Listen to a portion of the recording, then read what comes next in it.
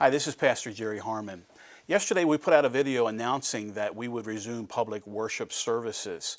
And that announcement was based on the governor's announcement that church services could resume with half capacity. He also gave a list of guidelines for us to follow. After that announcement, I met with our deacons on Wednesday night via Zoom, and we came up with a list of guidelines that we felt were very safe and would be good for people that wanted to participate in our public worship service again. These included things like hand sanitizer stations all over, people taking their temperature before they leave the house. If it's elevated, don't come, giving out masks, just all of the prudent things that we needed to do. After we posted the video and the guidelines on our website, the Baltimore County Commissioner came out with an announcement that said that religious institutions could not worship on Sunday yet. They were not ready to loosen that restriction. So a church could worship outside, according to them, but not inside if it's any more than 10. Well, our church has many more than 10 people.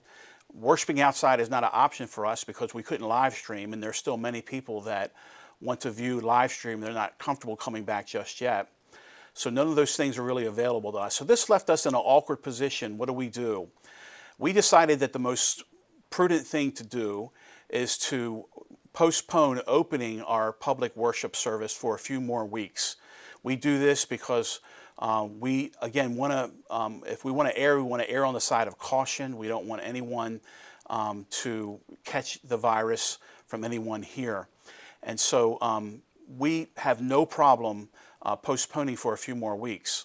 I believe that as Christians, the Bible is very clear in 1 Peter that we are to practice civil obedience to those that are in authority.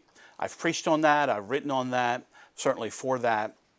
But there is one thing that concerns me, and I'll be honest with you, and that is that in times like this, there are certain people that want to use this for political advantage.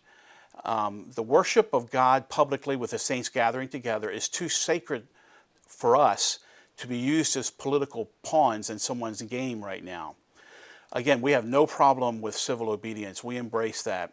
But what we do resist is being the object of someone's political agenda because they're trying to maneuver for expediency's sake. They're not really making laws because it's good for the people. It's more or less good for their agenda.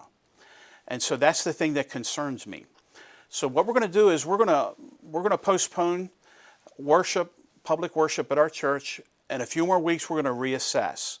If we feel like that it's safe, that with all the guidelines that we put in place, that it's not any more risk coming to our church than it is going to somewhere, say like Walmart on Sunday, I can guarantee you that people that come to worship with us on Sunday with the guidelines that we put in place are safer than people that go to shop at Walmart.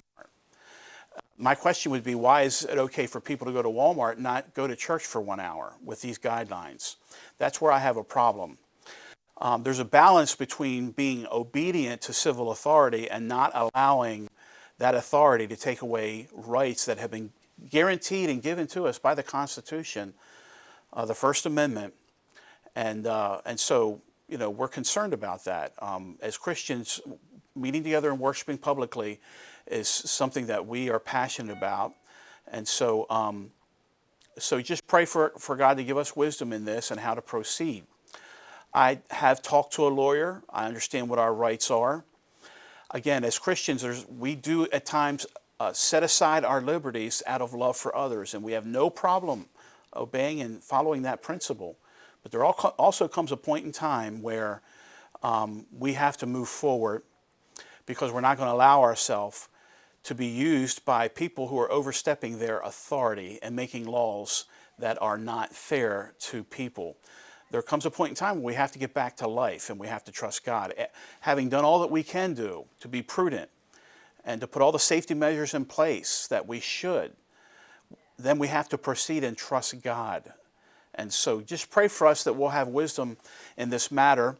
Please do stay tuned. We will be giving more information about how we will proceed in the future with reference to our public worship. Pray for us. We'll pray for you. We certainly do miss you here at Grace. God bless you.